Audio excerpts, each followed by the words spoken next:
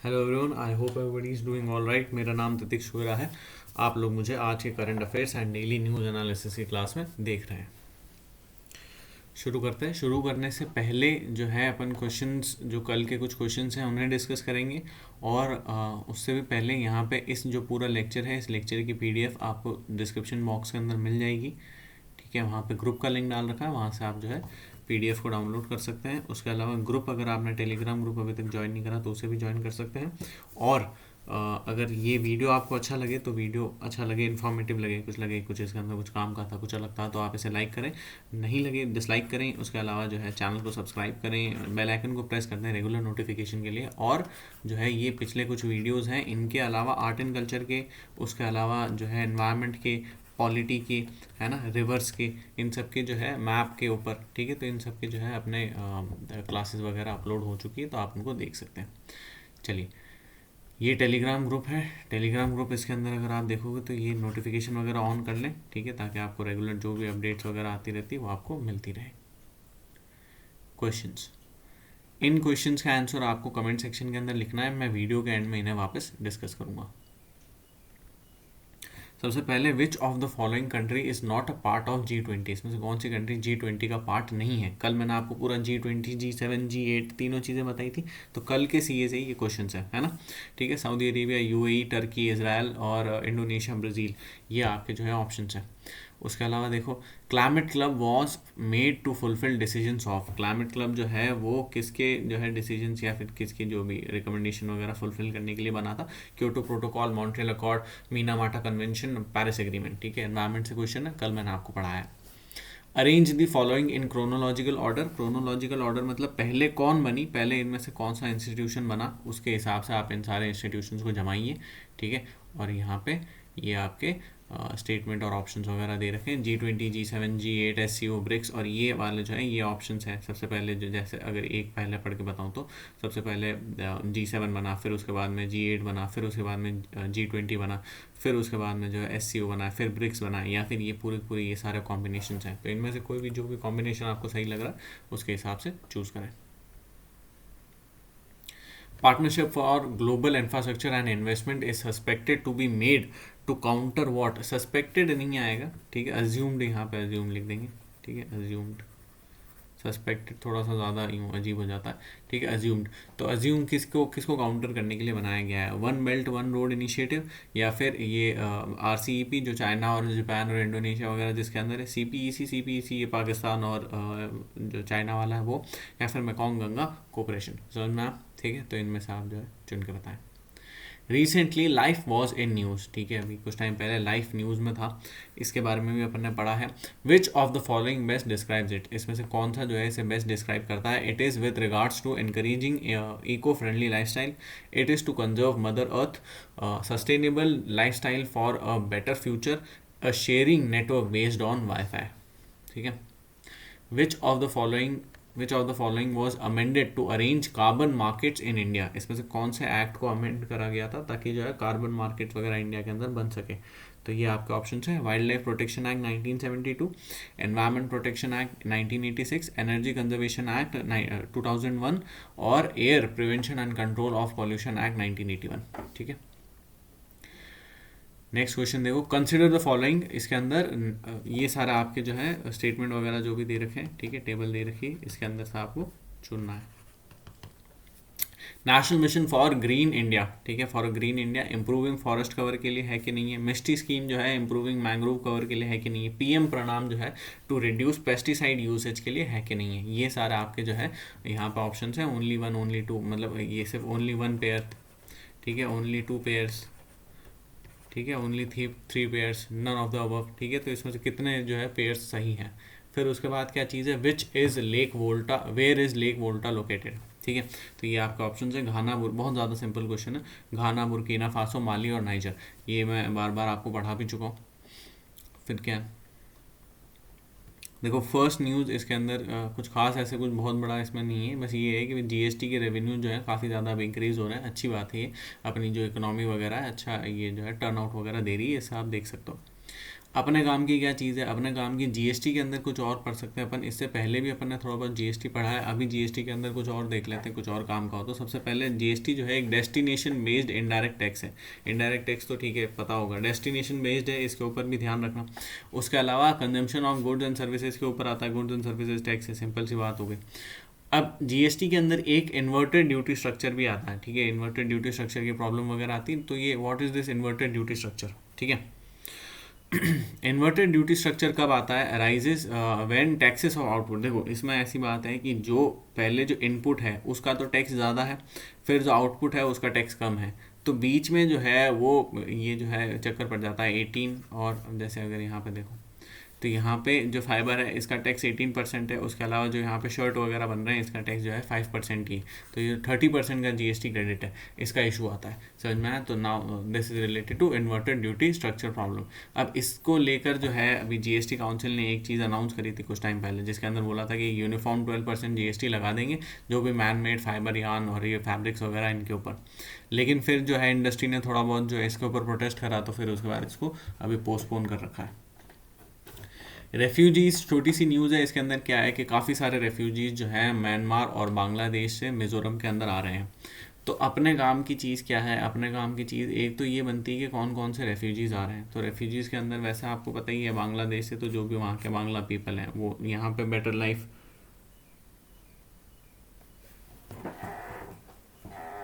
One second है ना।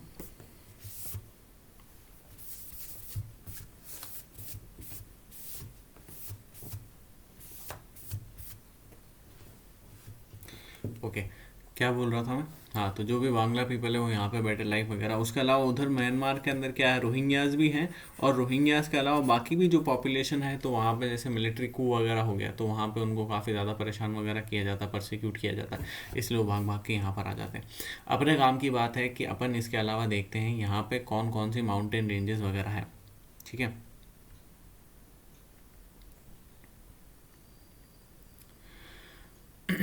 Mountain ranges की अगर बात करें तो यहाँ पे सबसे पहले इधर अरक्कन योमा है। अरक्कन योमा के बारे में आपको पता होगा, अरक्कन योमा जो है ये म्यांमार और इस तरफ है, ये मानसून को भी रोकता है, ठीक है, मानसून को रोक के इस तरफ डिफ्लेक्ट कर देता है।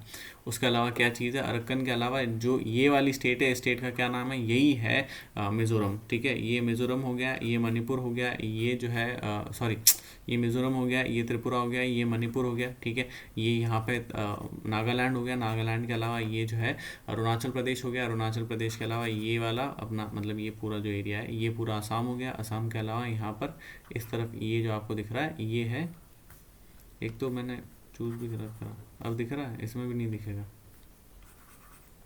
चलो इसमें शायद दिख जाए।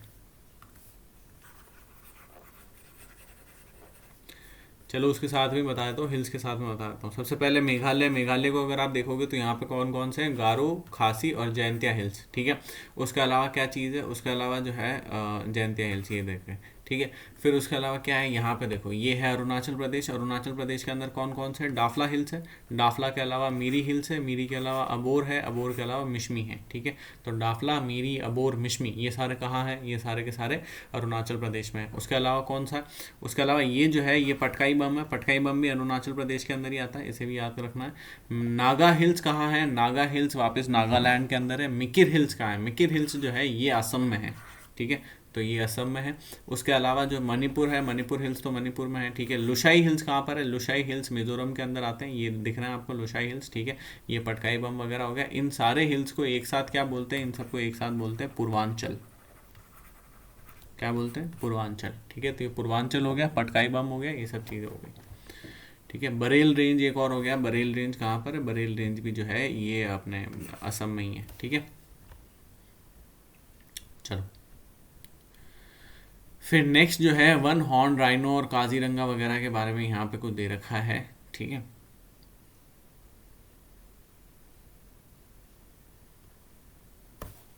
यहाँ पे ये है कि भाई एनुअल ग्रोथ तो हो रही है, ठीक है, और जो राइनोसॉरस वगैरह हैं इनके अंदर, ठीक है, लेकिन बहुत ज़्यादा नहीं है। और जो भी है तो वैसे राइनोस के ऊपर अक्सर क्वेश्चन पूछते रहते हैं, तो एक बार अगर कुछ आप देख लो तो यहाँ पे ये स्टेट ऑफ द राइनो वगैरह 2022 इसके अंदर ये कुछ ये डेटा वगैरह दे रखा है। इस डेटा को अगर आप देखोगे तो डेटा के अंदर टोटल 5 टाइप्स के राइनो दे रखे हैं, कहीं पे 5 होते हैं, कहीं पे 6 होते हैं।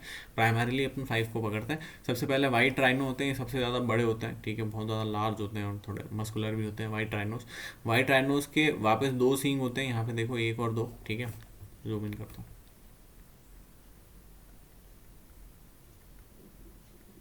ये वाइट राइनोस के जो है यहाँ पर 2 सींग है, ठीक है, 2 हॉर्न राइनोस होते हैं। उसके अलावा यहाँ पे ये जो है ग्रेटर 1 हॉर्न राइनो है, नाम से ही पता पड़ रहा है सिंगल हॉर्न है। ब्लैक राइनोस है, ब्लैक राइनोस के भी वापस 2 सींग है। और जावन राइनो है, जावन राइनो का भी एक ही सींग होता है। जावन राइनो के अलावा सुमात्रन राइनो है, सुमात्रन राइनो का भी एक ही सींग होता है, ठीक है। अब देखते हैं अगर इसकी बात करें,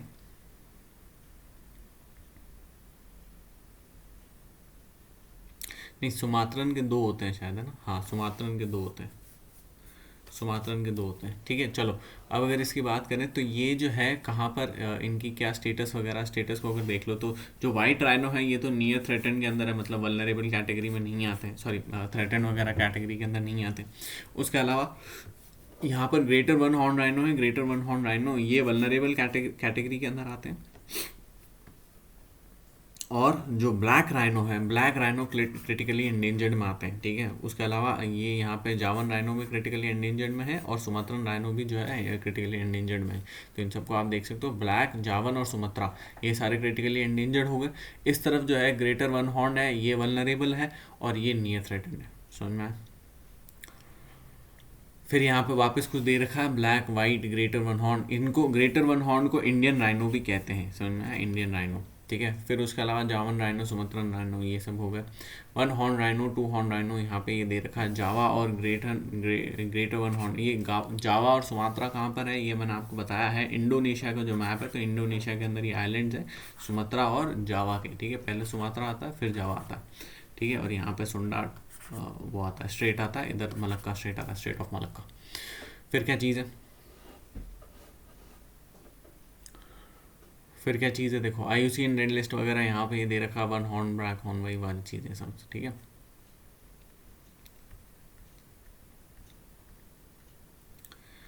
नेक्स्ट देखो ये छोटी सी कुछ न्यूज़ है, इसके अंदर ये संगीत नाटक अकादमी अवार्ड्स जो हैं ये प्रेसिडेंट ने बांटे हैं। तो इसके ऊपर अगर आप देखो तो ये अपने वैसे तो कौन कौन से किसको बांटे वो वैसे पूछने में किसी भी चीज़ के ऊपर पूछ सकते हैं, लेकिन अपन फोकस करते हैं कि ये जो है पहले इससे रिलेटेड कुछ क्वेश्चन आए हैं क्या, डांस या फिर म्यूज़िक से रिलेटेड। तो ये जो क्वेश्चन है यहाँ पे मैंने डांस के क्वेश्चन डाल रखे हैं पहले, फिर म्यूज़िक का भी एक क्वेश्चन डाल रखा। कंसिडर द फॉलोइंग पेयर्स, अगर इनको देखो तो ट्रेडिशनल छपचर, ये क्वेश्चन 2018 का, ठीक है। ट्रेडिशनल स्टेट और ये स्टेट, ठीक है, जो भी मतलब, ठीक है, ये यहाँ पे फेस्टिवल या फिर डांस वगैरह है, उसके आगे स्टेट्स है। छपचर कुर्त फेस्टिवल मिजोरम में होता है कि नहीं होता है, खोनुम परबा बल्लाट जो है ये मणिपुर में होता है कि नहीं होता है, और थंगता डांस जो है वो सिक्किम में होता है कि नहीं होता है। तो एक्सेप्ट थंगता बाकी दोनों सही है, 1 और 2 आर करेक्ट। अगर इनको एक बार एनालाइज करो तो इसके अंदर क्या चीज़ है, जो छपचर कुट है, छपचर कुट क्या बारे में क्या है, बिगेस्ट फेस्टिवल है मीज़ोस का, ठीक है। तो मीज़ो पीपल, मिज़ोरम वगैरह का बिगेस्ट फेस्टिवल है, मार्च के अंदर सेलिब्रेट किया जाता है, मार्च आने वाला है ना। और जूम ऑपरेशन वगैरह ये सब चीज़ें हो गई, ठीक है। जूम कल्टिवेशन क्या चीज़ है, कंप्लीशन जूम कल्टिवेशन वही होता है बर्न करना, ठीक है। तो एरिया को बर्न करना, फिर उसके बाद कुछ टाइम के लिए छोड़ देना, फिर उसके बाद वापस जो है वहीं पर क्रॉपिंग करना, जूमिंग बोलते हैं इसको, है ना। हेंस स्टेटमेंट 1 इज करेक्ट, तो स्टेटमेंट 1 करेक्ट हो जाएगा। स्टेटमेंट 1 के अलावा और क्या चीज़ है, कोंगजोम परबा जो है ये बल्लड सिंगिंग है, कहाँ की है, ये मणिपुर की है ना, ढोलक वगैरह के साथ में करी जाती है। और जो ब्रिटिश एम्पायर के साथ जो लड़ाई करी थी मणिपुर पीपल ने, ठीक है, उसको ये रिप्रेजेंट करती है, समझ में आप, ठीक है। थंगता जो है, थंगता भी डांस मणिपुर का है, ना कि सिक्किम का, इसमें सिक्किम दे रखा था, ये जो है मणिपुर का है। और इसके अलावा कौन सा है, संकीर्तना भी है, संकीर्तना के ऊपर भी क्वेश्चन आ चुका है, ये रहा देखो, मणिपुरी संकीर्तना, ठीक है। 2017 में क्वेश्चन आया, फिर 18 में वापस से क्वेश्चन आ गया, ठीक है। तो मणिपुरी ये संकीर्तना भी जो है ये भी मणिपुर का है। उसके अलावा यहाँ पे खोंगजम परबा जो है ये भी मणिपुर का है। थंगता जो है ये भी मणिपुर का है। और क्या चीज़ है, रस जो है ये मणिपुर का है। थंगता तो देख लिया अपन ने, ठीक है, ये सारे के सारे मणिपुर के हैं।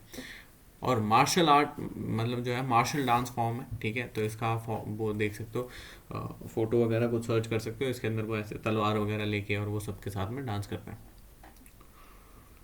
चलो next question, with reference to Manipuri Sankirtana consider the following statements, it is a song. देखो ये क्वेश्चन इजी है, इसको जैसे अगर अपन अटेम्प्ट करने की कोशिश करेंगे, it is a song and dance performance, ये एक सॉन्ग एंड डांस परफॉर्मेंस, नाम से समझ में आ रहा है संकीर्तना, हाँ सॉन्ग एंड डांस परफॉर्मेंस हो सकता है, ठीक है। तो song and dance performance, cymbals are the only musical instruments use in the performance, तो ऐसा नहीं है यार भाई, कोई भी सॉन्ग या डांस परफॉर्मेंस वगैरह होगा कम से कम और भी तो कुछ ना कुछ होंगे। सिम्बल्स क्या चीज़ होती है, सिम्बल्स तो वो होते हैं मंजीरे, अब मंजीरे खाली मंजीरे तो होंगे नहीं, समझ में आया, कुछ और भी हो सकता है। तो ऐसा ऑप्शन जिसके अंदर 1 हो और 2 नहीं हो, एक बार यहाँ तक तो आए अपन, तो 2 नहीं हो तो ये कट जाता है, ये कट जाता है, क्योंकि करेक्ट ढूंढना है ना, करेक्ट ढूंढना है, तो ये दोनों कट जाते हैं, ये 50-50 हो गया ऑलरेडी, समझना है। अब देखो, it is perform to narrate the life and deeds of lord Krishna. तो अब ये वाला थोड़ा सा ट्रिकी पार्ट है कि भाई 3 आता है कि नहीं आता है, तो इसके अंदर या तो आप तुक्का वगैरह मार सकते हो, बाकी जो है ये वैसे ट्रिकी है, ठीक है। चलो अब अगर इसका अपन सही जवाब देखें तो सही जवाब इसका 1 और 3 ओनली है, ठीक है, मतलब लॉर्ड कृष्णा वाला भी आता है, तो ये पता होना चाहिए आपको। मणिपुरी संकीर्तना के बारे में यहाँ पे कुछ दे रखा है, Manipuri Sankirtana involves ritual singing, drumming, dancing, ठीक है, और स्टेटमेंट 1 करेक्ट है। उसके अलावा रिप्रेजेंटेटिव लिस्ट यूनेस्को के इनटेंजिबल कल्चरल हेरिटेज के अंदर भी ये चीज़ आ रही है। उसके अलावा वैष्णवा कम्युनिटी जो है मणिपुर की, वो इसे प्रैक्टिस करती है, त्रिपुरा, आसाम वगैरह के अंदर भी होता है, और लॉर्ड कृष्णा की डीड्स को यहाँ पर दिखाया जाता है, तो स्टेटमेंट 3 भी सही है, समझ में आया, तो 1 और 3 ओनली। फिर क्या चीज़ है, फिर ये एक क्वेश्चन जो है ये म्यूजिक के ऊपर है, with reference to Mian Tansen which one of the following statements is not correct. तो पहला स्टेटमेंट है Tansen was the title given to him by emperor Akbar, इसको होल्ड करते हैं। Tansen compose dhrupads on Hindu gods and goddesses, तो ये बट ऑब्वियस सी बात है कि भाई तानसेन, आपको पता होगा तानसेन एक वैसे भी हिंदू भी था, और उसके अलावा भी जो है अकबर के कोर्ट में था, अकबर फेयरली सेक्युलर आदमी थे, ठीक है, तो गॉड्स एंड गॉडेसेस वगैरह कोई खास बात नहीं है, ठीक है, तो ये तो सही हो सकता है, और अपन को नॉट करेक्ट ढूंढना है ना, ये सही हो सकता है, अपन को नॉट करेक्ट ढूंढना है। Tansen compose songs on his patrons, ये भी सिंपल सी बात है भाई, कोई भी उस समय पर तो सारे ही जो है अपने पेट्रन्स वगैरह के ऊपर सॉन्ग्स वगैरह और ये पोएम्स वगैरह कंपोज करते थे, स्टोरीज वगैरह कंपोज करते थे, तो ये तो बट ऑब्वियस सही होगा। तानसेन इन्वेंटेड मैनी राग्स, ये भी ट्रू है, काफ़ी सारे अपन वो ऐसे कहते हैं कि भाई तानसेन ने काफ़ी ऐसे ऐसे राग बनाए और वो उससे बारिश करवा देते थे, ठीक है, दिया जला देते थे, तो वो सब बातें हैं, तो ये भी ट्रू होगा। फिर उसके बाद एक जो बन जाता है वो ये है, Tansen was the title given to him by emperor Akbar. Now this also seems correct but this is incorrect, इसका जो सही जवाब है वो ग्वालियर के एक प्रिंस थे, उन्होंने इनको ये टाइटल दिया था तानसेन का, मियान तानसेन का, ठीक है। तो यहाँ पे देखो option 1 is not correct, Tansen was the title given to him by Raja Vikramjit of Gwalior, ठीक है, तो राजा विक्रमजीत थे ग्वालियर के, उन्होंने इनको ये टाइटल दिया था। Akbar gave the title कंथमबरन Vani Vilas to Tansen, ठीक है, तो इसको भी आप याद कर सकते हो, जैसे 2019 में ये पूछा, तो इससे रिलेटेड एक दूसरी चीज़ यहाँ पे पूछ सकते हैं, कंथम भरन वनी विलास जो है ये कौन है, ठीक है, ऐसा कुछ भी पूछ सकते हैं। He was the court poet of Raja Ramchandra Singh of Rewa and also Akbar, ठीक है, तो राजा रामचंद्र सिंह रेवा और अकबर इन दोनों के कोर्ट पोएट रह चुके हैं, और ध्रुपद स्टाइल के अंदर ये स्पेशलाइज करते थे। ध्रुपद के अलावा इन्होंने राग दरबारी गाया था, ठीक है, राग दरबारी बहुत ज़्यादा फेमस है, राग दरबारी गाया था। राग दरबारी जो है मॉर्निंग राग, मियाँ की तुंडी, उसके अलावा यहाँ पे ये और भी कुछ जो है इनके राग वगैरह के बारे में दे रखा है, ठीक है, और जो है ये सब इनके नाम दे रखे हैं, इनको आप देख सकते हो, ठीक है। चलो फिर क्या चीज़ है, he compose many dhrupads on Hindu gods and goddesses, ठीक है, गणेश, शिवा, पार्वती, राम, इन सब के ऊपर काफ़ी सारे इन्होंने जो है ध्रुपद वगैरह लिखे थे, बनाए थे। He also compose songs on his patrons, अगर आपको नहीं पता है कि भाई ये ध्रुपद क्या होते हैं, तो उसके लिए आमिना मैम ने जो है डांस वगैरह के ऊपर सॉन्ग्स वगैरह, म्यूज़िक वगैरह के ऊपर सीरीज़ एक पुट करी थी, उसके अंदर आप देख सकते हो, और नहीं तो कमेंट सेक्शन के अंदर लिख देना, मैं वापस से जो है कोई और वीडियो के अंदर डिस्कस कर लूँगा।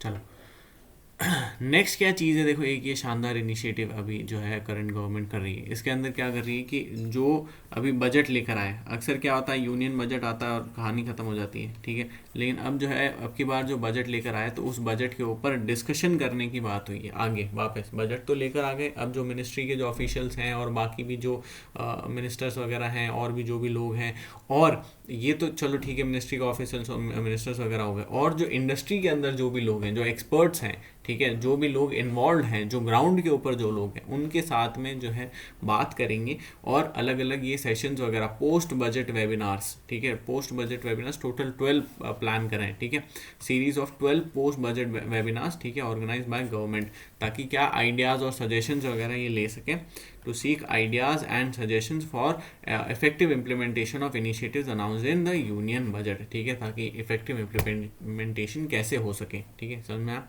तो यहाँ पे जो है ये रिन्यूएबल एनर्जी और उनकी मिनिस्ट्री का हुआ है, तो एथेनॉल ब्लेंडिंग, प्रधानमंत्री किसान ऊर्जा सुरक्षा एवं महाअभियान, पीएम कुसुम, ठीक है, पीएम कुसुम के बारे में नीचे दे रखा है, पीएम कुसुम अपन वैसे थोड़ा पढ़ भी चुके हैं, तो इसके बारे में। उसके अलावा इंसेंटिव्स फॉर सोलर मैन्युफैक्चरिंग, उसके अलावा रूफ टॉप सोलर स्कीम और कोल गैसिफिकेशन और बैटरी स्टोरेज, ठीक है, इन सब के बारे में जो है यहाँ पे मेंशन कर रखा है। नेशनल ग्रीन हाइड्रोजन मिशन, जो इंडिया का जो मिशन है, जिसके अंदर 5 million tons of green hydrogen अपन बनाना चाहते हैं, ठीक है, जिसके लिए 19,000 करोड़ अलोकेट भी करे गए। 19,000 करोड़ इज अ बिग सम, ठीक है। अब देखो यहाँ पे व्हाट इज़ पीएम कुसुम। तो पीएम कुसुम की अगर बात करें, the PM KUSUM was launched by MNRE क्या चीज़ है, ministry of new and renewable energy in 2019 in order to endow installation of grid. देखो सिंपल सी बात है, ऑफ ग्रिड सोलर पंप्स, और ये रूरल एरियाज वगैरह के अंदर लगाएंगे। जैसा आपने खेतों वगैरह के अंदर देखा होगा, तो वहाँ पे एक जगह पे कुछ जो है सोलर पैनल्स वगैरह लगा रखे होते हैं, तो ऐसे सोलर पैनल्स वगैरह लगाएंगे। कंपोनेंट्स की अगर बात करें तो 10,000 megawatt of decentralised ground mounted grid connected renewable energy वगैरह ये सब दे रखा है, ठीक है। 20 lakh solar powered agricultural pumps लगाएंगे। 15 लाख जो है एग्रीकल्चरल पंप्स ऑलरेडी लगा चुके हैं, ठीक है, ग्रिड से कनेक्ट कर चुके हैं। और क्या चीज़ है, ऑब्जेक्टिव क्या है, ऑब्जेक्टिव ये है कि फार्मर्स जो है, enable farmers to set up solar power generation capacity, समझना है, ठीक है। और क्या चीज़ है, अब नेक्स्ट न्यूज़ देखो। नेक्स्ट न्यूज़ जो है ये सोमाली लैंड के ऊपर है। सोमाली लैंड क्या चीज़ है, सोमालिया के बारे में आपने सुना ही होगा, है ना। तो सोमालिया जो है हॉर्न ऑफ अफ्रीका के ऊपर एक कंट्री है, ठीक है, हॉर्न ऑफ अफ्रीका के ऊपर ऐसी कुछ दिखने वाली एक कंट्री है, ठीक है। उसके अंदर क्या चीज़ है, ये पूरी कंट्री को सोमालिया अपन रिकॉग्नाइज करते हैं। एक तो ये कंट्री काफ़ी ज़्यादा इनफेमस है, बहुत ज़्यादा इनफेमस है, क्योंकि यहाँ पे काफ़ी सारी पायरेसी की एक्टिविटीज़ होती है। इधर स्ट्रेट ऑफ बाबेल मंडप है, तो स्ट्रेट ऑफ बाबेल मंडप से जो भी शिप्स वगैरह जाती है, इधर काफ़ी सारे पायरेट्स वगैरह घूमते रहते हैं, ठीक है। अब यहाँ पे अगर आप देखोगे तो एक इधर रीजन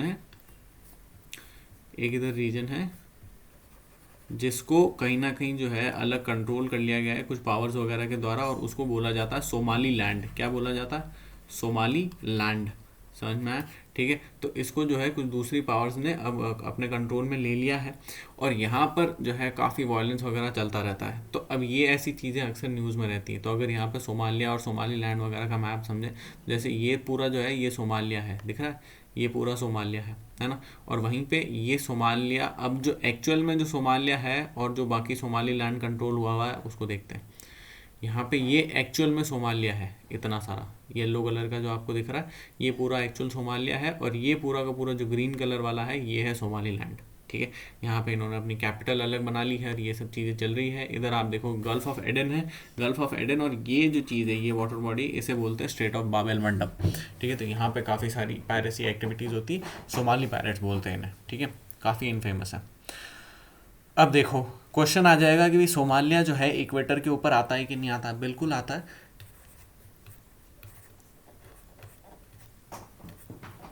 केन्या एंड सोमालिया दोनों ही जो है इक्वेटर के ऊपर आते हैं। और उसके अलावा यहाँ पर और क्या क्या चीज़ें हैं उन सबको एक बार देख लेते हैं। सोमालिया के अंदर सबसे पहले नेबरिंग कंट्रीज़ को अगर देखें, नेबरिंग कंट्रीज़ के अंदर डिजिबूटी है, डिजिबूटी के अलावा इथोपिया है, और इथोपिया के अलावा केन्या है। बस ये तीन ही है, ठीक है, डिजिबूटी, इथोपिया और केन्या। अब इथोपिया की अगर बात करें, इथोपिया वैसे लैंड लॉक्ड है, याद रखना, कंफ्यूज मत होना। और यहाँ पर जो है इंपॉर्टेंट रिवर्स को अगर देखें तो जुब्बा रिवर एंड शिबेल रिवर, ठीक है, तो इन दोनों को देख सकते हो, जुब्बा रिवर और शिबेल रिवर, ये दो ही हैं इसके अलावा जो है सिटीज़ की अगर बात करें तो मरका है यहाँ पे, मरका के अलावा किस्मायो है, किस्मायो के अलावा मोगादिशु है, मोगादिशु के अलावा जो है और कौन सा है, हरगेसिया है, हरगेसिया ये जो इन्होंने अपनी कैपिटल बना रखा है, ठीक है। फिर बेरबेरा है, बेरबेरा के अलावा मेरे ख्याल से बस यही सारे हैं, अजीबोगरीब हैं लेकिन ठीक है याद तो रखना पड़ेगा। तो मरका, ठीक है, एक तरफ दोनों तरफ अलग अलग लिखेंगे, ठीक है, मरका, उसके अलावा किस्मायो, उसके अलावा मोगादिशु, और इस तरफ कौन सी, इस तरफ बेरबेरा और हरगेसा, ठीक है, ये सारी है। और ओगादान जो है ये डेजर्ट है यहाँ पे, ओगादान डेजर्ट, इसको भी आप याद कर सकते हो, ठीक है। सोमालिया वगैरह ये हो गया, इंडियन ओशन के अंदर आ रही। रिवर्स अपन ने कौन कौन सी देखी, जुब्बा और शिबेल रिवर, ठीक है, कौन कौन सी रिवर देखी, जुब्बा एंड शिबेल, ठीक है। चलो फिर क्या चीज़ है, अब यहाँ पे anti defection law, anti defection law और 10 शेड्यूल वगैरह के बारे में कुछ दे रखा है, तो वही जो महाराष्ट्र का जो भी खेल चल रहा है उसके रिगार्डिंग ही है ये। अपने काम की क्या चीज़ है उसको एक बार देख लेते हैं। अपन जो है शेड्यूल्स को डिस्कस करने वाले हैं। तो पहले अपन कौन कौन से शेड्यूल्स को ऑलरेडी डिस्कस कर चुके हैं, यहाँ पर देखो ऑलरेडी अपन 4th शेड्यूल को, 5th शेड्यूल को, 6th शेड्यूल को, ठीक है, और जो है 7th और 8th शेड्यूल को अपन ऑलरेडी डिस्कस कर चुके हैं, समझ में आया, ठीक है। तो अब फटाफट एक बार देखते हैं 4th, 5th, 6th शेड्यूल के अंदर क्या चीज़ है। एक सेकेंड,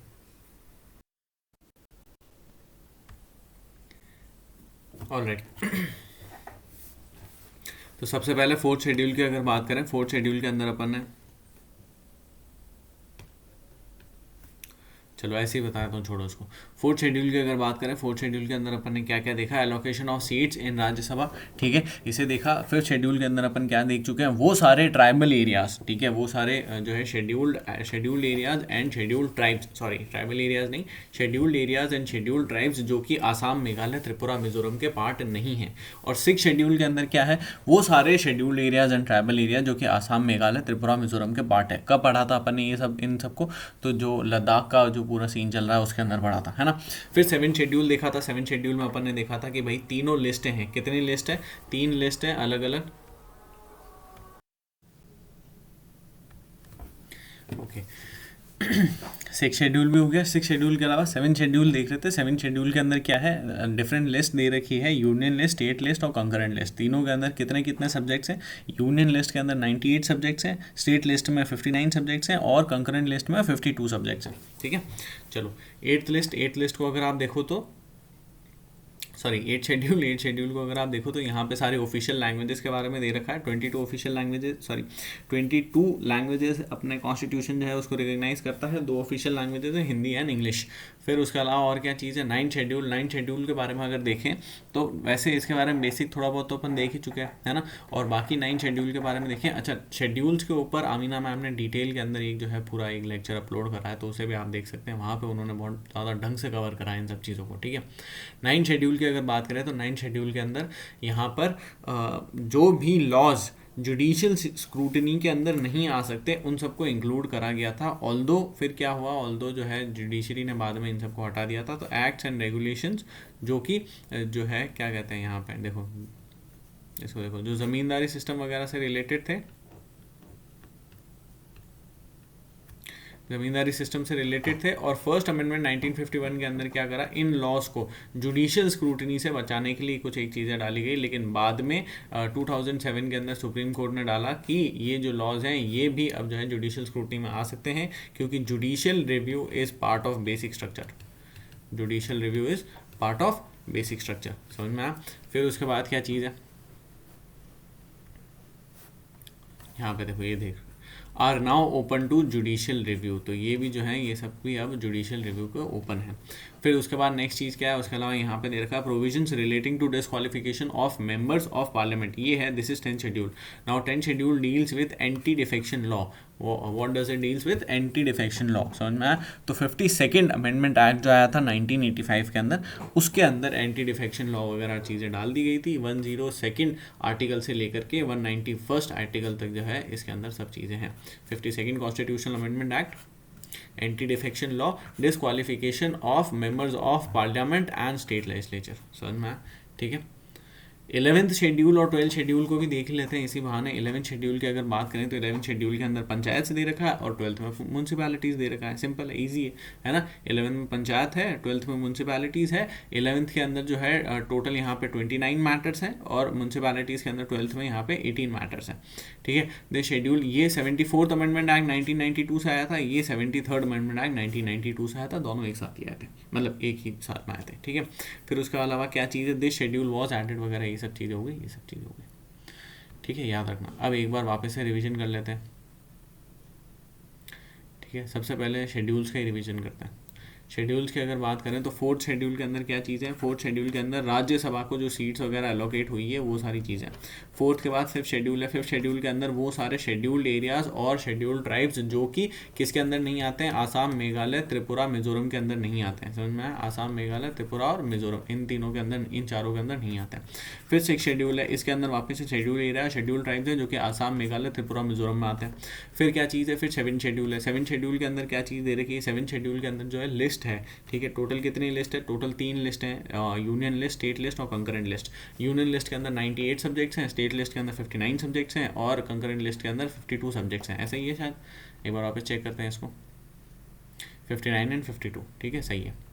फिर उसके अलावा क्या चीज़ है? 7th हो गया। 7th के अलावा 8th शेड्यूल है। 8th शेड्यूल के अंदर लैंग्वेजेस दे रखा है, 2 ऑफिशियल लैंग्वेजेस, कौन सी? Hindi and English. और उसके अलावा अदर रिकग्नाइज लैंग्वेजेस कौन सी, कितनी है? टोटल 22 लैंग्वेजेस है ना। 8th शेड्यूल के अलावा और क्या चीज़ आ जाती है? 8th शेड्यूल के अलावा 9th शेड्यूल आ जाता है। 9th शेड्यूल के अंदर क्या आता है? 9th शेड्यूल के अंदर अपन ने पढ़ा कि जो भी एरिया जुडिशियल स्क्रूटनी से बाहर रखे गए वो सारे के सारे 9th शेड्यूल के अंदर आए, लेकिन बाद में 2003 के अंदर जो है बेसिक स्ट्रक्चर के अंदर जुडिशियल रिव्यू को डाल दिया गया, जिसके बाद इन एरियाज़ को भी डाल दिया गया जुडिशियल रिव्यू के अंदर, जैसे कि ज़मींदारी। तो ज़मींदारी पहले इसके अंदर था। 9th शेड्यूल हो गया। 9th शेड्यूल के अलावा 10th शेड्यूल है। 10th शेड्यूल के अंदर, 10th शेड्यूल को हमने आज ही पढ़ा। 10th शेड्यूल में क्या है? एंटी डिफेक्शन लॉ है। एंटी डिफेक्शन लॉ के बारे में क्या देखा? 52nd कॉन्स्टिट्यूशनल अमेंडमेंट एक्ट से ये चीज़ आई है। ठीक है, 52nd कॉन्स्टिट्यूशनल अमेंडमेंट एक्ट से ये चीज़ आई है। और 1985 का ये अमेंडमेंट एक्ट है। ठीक है, 1985 का अमेंडमेंट एक्ट है, 52nd कॉन्स्टिट्यूशनल अमेंडमेंट एक्ट से चीज़ आई है। और इसके अंदर क्या चीज़ देखी अपन ने, बताओ? यही देखा ना लार्जली, कुछ और भी था, यही है। ठीक है, 101st और 101st से लेकर 102 से लेकर के 102 से लेकर के 191 तक आर्टिकल सारे इसके अंदर है। उसके अलावा 10 शेड्यूल के अलावा 11 शेड्यूल देखा, ये जो है पंचायत से रिलेटेड है। और 12 शेड्यूल जो है ये म्यूनसिपैलिटी से रिलेटेड है। म्यूनसिपैलिटीज़ के अंदर टोटल कितने सब्जेक्ट्स कवर हो रखे हैं? 18 सब्जेक्ट्स। यहाँ पर टोटल कितने सब्जेक्ट्स कवर हो रखे हैं? 29 सब्जेक्ट्स। ठीक है, देखो 29 मैटर्स और 18 मैटर्स। ठीक है, और उसके अलावा अमेंडमेंट एक्ट की बात करें तो ये 73rd अमेंडमेंट एक्ट 1992 और ये भी 74th अमेंडमेंट एक्ट 1992। समझना? चलो, आई होप इसके अंदर किसी में भी कोई डाउट नहीं हो। एक बार वापस से थोड़ा बहुत रिवीजन वगैरह देख लेते हैं, फिर आगे चलेंगे। यहाँ पे अपन ने जो है सोमालिया और सोमाली लैंड वगैरह के बारे में देखा। तो ये जो एरिया है, ठीक है, ये वाला एरिया ये किसका है? ये सोमाली लैंड ने अपने कब्जे में ले रखा है। इस सोमाली लैंड वाले एरिया के अंदर अपन ने 2 सिटीज़ को देखा। एक का तो नाम था हरगेजिया, ठीक है, और दूसरी एक और सिटी थी, उसका बी से कुछ नाम था, अभी देखते हैं। और क्या चीज़ है? और यहाँ पे जो है, यहाँ पे अपन ने 2 रिवर्स को देखा। 2 रिवर्स के अलावा यहाँ पे एक डेजर्ट देखा। डेजर्ट के अलावा यहाँ पे जो है, यहाँ पर भी 3-4 सिटीज़ को देखा, 3 सिटीज़ को देखा मेरे ख्याल से, है ना। और इसकी नेबरिंग कंट्रीज़ को देखा। नेबरिंग कंट्रीज़ के अंदर यहाँ पर इथोपिया है। इथोपिया के अलावा इधर जो है डिजिबूटी है। डिजिबूटी के अलावा इधर जो है केन्या है। समझ में? केन्या के ऊपर पहले भी क्वेश्चन आ चुका है, तो इन सबको देख लिया। अब देखो, तो ओगेडिन या फिर ओगादान, जो भी आप बोल लो, ठीक है। ओगेडिन डेजर्ट ये यहाँ पर है, ठीक है। ओगेडिन डेजर्ट के अलावा कौन कौन सी इंपॉर्टेंट सिटीज़ है? मरका है, मरका के अलावा मोगादिशो है, मोगादिशो के अलावा किस्मायो है, ठीक है। ये तीनों यहाँ की हो गई। उसके अलावा और कौन सी है?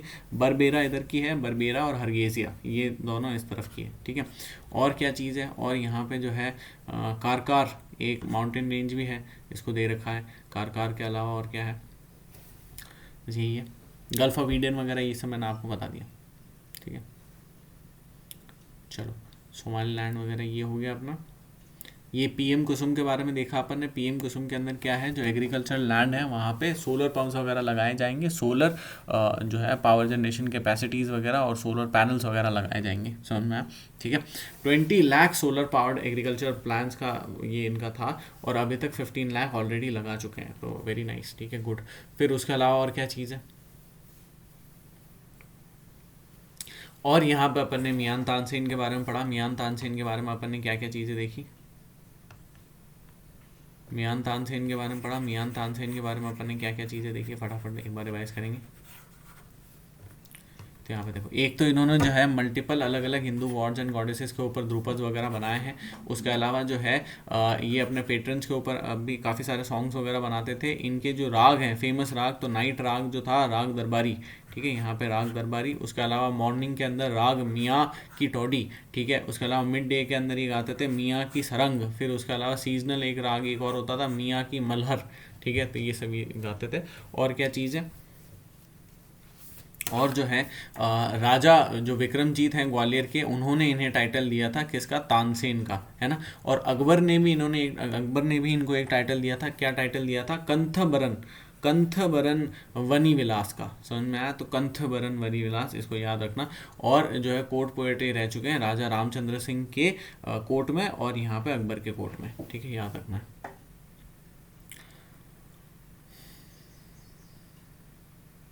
चलो, बाकी तो ये डांस वगैरह के बारे में है, इसको आप देख ही सकते हैं। थंगता जो है यहाँ पे ये मणिपुर के डांसेस के बारे में दे रखा है। थंगता ये मणिपुर का है। उसके अलावा रस मणिपुर का है, संकीर्तना मणिपुर का है, थंगता अपन ने देख ही लिया।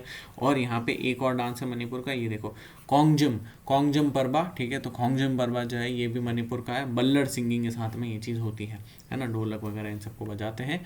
और ये हो गया छपचरकुट, ये कहाँ पर, ये कहाँ का है? ये मिजोरम का है, ठीक है। तो इसको देख सकते हो, ये सब हो गया, ठीक है। वन हॉर्न राइनोज के बारे में अपन ने देखा। वन हॉर्न राइनोज में जो वाइट राइनोज हैं, इनके बारे में क्या देखा कि ये नियर थ्रेटन के अंदर आते हैं, थ्रेटन कैटेगरी में नहीं है, नियर थ्रेटन में है। और फिर उसके बाद बाकी सारे के सारे थ्रेटन कैटेगरी के अंदर हैं, जैसे कि जो ग्रेटर वन हॉर्न राइनो या फिर जो इंडियन राइनोज हैं वो वल्नरेबल कैटेगरी में आते हैं। उसके अलावा जो ब्लैक राइनो है ये क्रिटिकली एंडेंजर्ड है। उसके अलावा जो जावन राइनो है ये भी क्रिटिकली एंडेंजर्ड है। और जो सुमात्रा के राइनोज हैं ये भी क्रिटिकली एंडेंजर्ड है, ठीक है। जावा और सुमात्रा के दोनों ही क्रिटिकली एंडेंजर्ड है। इंडियन जो राइनोज हैं वो भी वल्नरेबल के अंदर आ रहे हैं, ठीक है। उनकी भी जो है पॉपुलेशन वैसे बहुत ज़्यादा नहीं है, इसको आप देख सकते हो। और क्या चीज़ है?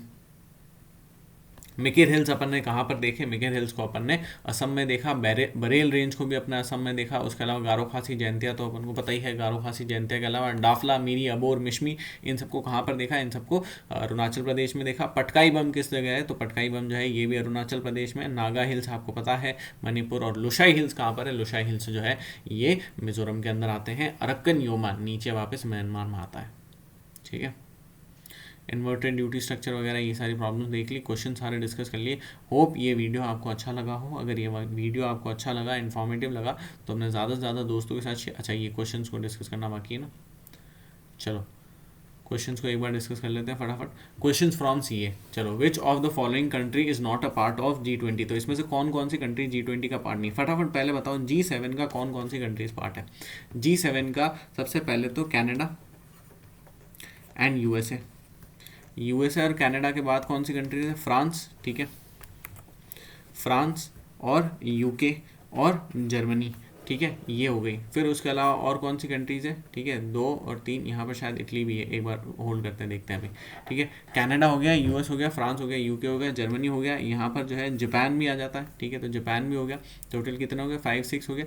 एक इटली और आएगा, ठीक है, मोस्ट प्रोबेबली, मोस्ट प्रोबेबली यहाँ पर इटली और आएगा, उसको भी देखते हैं इटली आता है कि नहीं आता है, ठीक है। तो इटली और आ जाएगा। तो ये G7 कंट्रीज हो गई। जब इनके अंदर रशिया को जोड़ दिया जाता है तो क्या बन जाता है, G8 बन जाता है। क्या बन जाता है, G8 बन जाता है। फिर कौन सी कंट्रीज आती है, फिर G8 के अंदर और कुछ अलग जो है कंट्रीज को जोड़ देते हैं तो G20 बन जाता है। तो G20 के अंदर और कौन कौन सी कंट्रीज आती है, तो एक तो आता है मेहिको, है ना। मेहिको के अलावा और कौन सी कंट्रीज आती है, तो इंडिया आता है, सऊदी अरेबिया आता है, चाइना आता है, इंडोनेशिया आता है ना, साउथ कोरिया आता है, और अपने जो है साउथ अफ्रीका आता है, ठीक है। तो ये सारी की सारी कंट्रीज आती है ना। और कौन सा आता है, और EU आ जाता है, यूरोपियन यूनियन आ जाता है ना। यूरोपियन यूनियन के अलावा मेरे ख्याल से स्पेन भी आता है शायद, ठीक है, स्पेन आता है, देखते हैं अभी चेक करते हैं, ठीक है। तो ये सारी की सारी कंट्रीज आ जाती है, 1 2 3 4 5 6 7 8 9, ठीक है। मोस्ट प्रोबेबली यही है, फिर भी देखते हैं एक बार। और बचेगी ना यहाँ पर 2 3 और बच जाएगी, चलो ठीक है। अब एक बार इस क्वेश्चन को देखते हैं, इस क्वेश्चन से अभी कुछ आंसर वगैरह निकले तो। सबसे पहले विच of the following country is not a part of G20। तो इसमें से देखो सऊदी अरेबिया अपन ने देख लिया कि सऊदी अरेबिया तो पार्ट है, तो ये ऑप्शन गलत हो जाता है क्योंकि नॉट ढूंढना है, समझ में आया। UAE पार्ट है क्या, UAE पार्ट नहीं है। अभी अपन ने गेस्ट कंट्री के हिसाब से इनवाइट करा है, तो गेस्ट कंट्री से के हिसाब से इनवाइट कर सकते हैं, ये मेंबर नेशन नहीं है। टर्की पार्ट है क्या, हाँ टर्की पार्ट है, तो इसके अंदर एक टर्की को भी नहीं गिना अपन ने, ठीक है। तो टर्की भी इसका पार्ट है। टर्की के अलावा जो है इजराइल पार्ट है क्या, इजराइल पार्ट नहीं है, ठीक है, इजराइल पार्ट नहीं है। इजराइल के अलावा जो है और कौन सा हो गया, इंडोनेशिया पार्ट है, और ब्राज़ील शायद है, ठीक है, ब्राज़ील शायद है, देखते हैं एक बार इसको देख लेते हैं। ये कल का सीए था,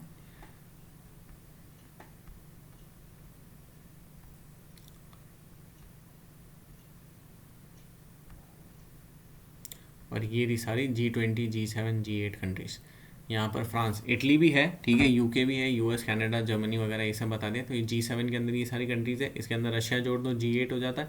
G20 के अंदर अर्जेंटीना है, ठीक है। तो अर्जेंटीना को अपन ने नहीं देखा, अर्जेंटीना के अलावा और किसे नहीं देखा, ठीक है, अर्जेंटीना को नहीं देखा, अर्जेंटीना के अलावा और किसे नहीं देखा, ऑस्ट्रेलिया को भी नहीं देखा, है ना, ऑस्ट्रेलिया भी है। ऑस्ट्रेलिया के अलावा ब्राज़ील भी एक पार्ट है, तो ब्राज़ील को भी नहीं देखा। ब्राज़ील के अलावा जो है चाइना अपन ने देख लिया, यूरोपियन यूनियन देख लिया, मेहिको देख लिया, Indonesia, India, Saudi Arabia, South Korea, Turkey, South Africa, इन सबको देख लिया, समझ में आया, ठीक है। तो इन सारी कंट्रीज़ को देख लिए। इजराइल इसका पार्ट नहीं है। और अब वापस एक बार क्वेश्चन के ऊपर आते हैं। तो इजराइल इसका पार्ट नहीं है, इंडोनेशिया पार्ट है, टर्की भी पार्ट नहीं है शायद, है ना, टर्की भी पार्ट नहीं है, नहीं टर्की है ना पार्ट, ये रहा टर्की, टर्की हो गया। फिर UAE तो पार्ट, अच्छा इसको मैंने टिक कर दिया क्या, तभी कंफ्यूजन होती थी। तो टर्की पार्ट है, लेकिन अपन को जो पार्ट नहीं है उसे गिनना है, ठीक है। तो जो पार्ट नहीं है उसे गिनना है। तो इजराइल पार्ट नहीं है, उसके अलावा इंडोनेशिया तो पार्ट है, और ब्राज़ील भी पार्ट है, समझ में आया। तो आपका ऑप्शन आ गया 2 और 4 ओनली, तो 2 और 4 डी वाला सही जवाब होता है। फिर उसके अलावा क्या चीज़ है, climate club was made to fulfil decisions of, climate club इसमें से किसके डिसीजन को फुलफिल करने के लिए बना था, पेरिस एग्रीमेंट, ठीक है, बता चुका हूँ मैं। उसके अलावा मीना माटा को अपन डिस्कस कर चुके हैं, मॉन्ट्रियल को डिस्कस कर चुके हैं, क्योटो को डिस्कस नहीं करा, उसको बाद में कभी किसी लेक्चर के अंदर कर लेंगे। चलो, arrange the following in chronological order, जो क्रोनोलॉजिकल ऑर्डर के अंदर जमाओ। देखो सबसे पहले G7 कंट्रीज़ बनी थी, ठीक है, G7 के बाद में फिर G8 बनी, G8 के बाद में G20 बनी, G20 के बाद में SCO बना, और SCO के बाद में ब्रिक्स बना था। ब्रिक्स जो है ये 2009 में बना है, 2009 में, ठीक है, 2009 में। SCO जो है ये मेरे ख्याल से 2001 या 3 में बना है, ठीक है। G20 जो है ये 90 के अंदर बना है शायद, ऐसे कुछ में बना है। ये जो है ये 1980s के अंदर कुछ एक साल में बना है, ये 1975 में बना है, समझ में आया, ठीक है। तो इन सबको आप देख सकते हो। अब जो सही ऑर्डर होगा वो क्या होगा, सही ऑर्डर होगा 2, फिर उसके बाद 3, फिर उसके बाद 1। तो 2 3 1 किस में आ रहा है, 2 3 1 इसमें आ रहा है, यही सही ऑर्डर है, ए वाला, समझ में आया। फिर क्या चीज़ है, partnership for global infrastructure and investment is suspected to be made to counter what, ठीक है। तो ग्लोबल इंफ्रास्ट्रक्चर और इन्वेस्टमेंट वाला जो है ये किसको काउंटर करने के लिए है, तो इन सबको काउंटर करने के लिए नहीं है। ऑल्दो ये जो है सुनने में ऐसा लगता है, लेकिन OBOR, one belt one road initiative, या फिर बेल्ट एंड रोड इनिशिएटिव, ठीक है, इसको काउंटर करने के लिए ही जो ग्लोबल इंफ्रास्ट्रक्चर एंड इन्वेस्टमेंट ये बना है। ये OBOR किसका है, ये चाइना का है। बाकी के अंदर इन दोनों के अंदर भी चाइना इन्वॉल्व है, ठीक है, चाइना इन्वॉल्व है, इसमें इंडिया इन्वॉल्व है, ठीक है। लेकिन ये इन सबको काउंटर करने के लिए नहीं बना है, सिवाय OBOR के, ठीक है, one belt one road initiative, याद रखना। Recently life was in news which of the following best describes it, तो लाइफ को कौन बेस्ट डिस्क्राइब करता है, तो it is with regards to encouraging eco friendly lifestyle, यही सही जवाब है, ठीक है। बाकी तो मैंने कुछ कुछ चीज़ें लिख रखी है, हर कुछ लिख रखा है। फिर उसके अलावा which one of the following was amended to arrange carbo markets in India, इसमें से किसे अपन ने अमेंड करा, तो ये मैंने अभी बताया आपको, मतलब कल बताया था, 2022 दिसंबर के अंदर ही अमेंडमेंट करा था, ताकि जो है कार्बन मार्केट्स वगैरह को लगाया जा सके, और कार्बन मार्केट्स के ऊपर अपन फोकस भी कर रहे हैं। इनको देखो, एनर्जी कंजर्वेशन एक्ट 2001, इसको अमेंड करा गया है, ठीक है। तो एनर्जी कंजर्वेशन अमेंडमेंट एक्ट 2001, ठीक है, ये सही जवाब है। फिर उसके बाद क्या चीज़ है, wild life protection act 1972, EPA तो EPA नहीं है, WPA नहीं, सॉरी WPA नहीं है, EPA नहीं है, और जो है air prevention and control pollution भी नहीं है, समझ में। फिर देखो, national mission for a green India, improving forest कर, हाँ ये सही है, कल पढ़ा है। मिस्टी स्कीम इम्प्रूविंग मैंग्रोव कर, हाँ ये भी सही है, कल पढ़ा है। मिस्टी के अंदर क्या करेंगे, जो कोस्टल रीजन है और जो सॉल्ट पैन्स वगैरह है वहाँ पे मैंग्रोव्स को लगाएंगे। पीएम प्रणाम के अंदर क्या है, टू रिड्यूस पेस्टिसाइड यूजेज, ठीक है, तो ये भी सही जवाब है। पेस्टिसाइड यूजेज और फर्टिलाइजर्स, इनका यूज़ कम करने के लिए है, फर्टिलाइजर्स, ठीक है, इनका यूज़ कम करने के लिए। फिर उसके अलावा क्या चीज़ है, तो करेक्ट ढूंढना है, ओनली 3 पेयर्स, ठीक है, ये सही जवाब है। ओनली 3 या ऑल 3, ओनली 3 तो क्या है, ऑल 3 पेयर्स, समझ में। फिर वेयर इज़ लेक वोल्टा, तो कल मैंने आपको बताया था कि 3 रिवर्स जो है वो जाती है, और बीच में लेक वोल्टा आता है, और उसके बाद में अटलांटिक ओशन के अंदर जाकर, अटलांटिक ओशन या फिर जो गल्फ ऑफ गिनी है, गल्फ ऑफ गिनिया, इसके अंदर जाके जो है ड्रेन हो जाती है। तो वो तीन रिवर्स कौन सी है, ब्लैक वोल्टा, रेड वोल्टा और वाइट वोल्टा, है ना। और बीच में इसके वोल्टा जो है लेक है, वोल्टा लेक कहाँ पर आता है, वोल्टा लेक घना में आता है, घना या घाना, ठीक है, इसमें आता है। ये जो रिवर्स है ये कहाँ आती है, ये बुर्किना फासो में आती है। उसके अलावा जो है पास में और कौन सी कंट्री है, पास में जो है नाइजर भी है, ठीक है, नाइजर, ठीक है। तो सही जवाब क्या होगा, घना। चलो, अगर ये वीडियो आपको अच्छा लगे तो वीडियो को लाइक करें, चैनल को सब्सक्राइब करें, कमेंट वगैरह करें, आपके कुछ भी डाउट्स हैं, क्वेरीज़ हैं, फीडबैक हैं, पॉजिटिव नेगेटिव कुछ भी हो तो उसे, और जो है ज़्यादा से ज़्यादा दोस्तों के साथ शेयर करना ना भूलें। Thank you.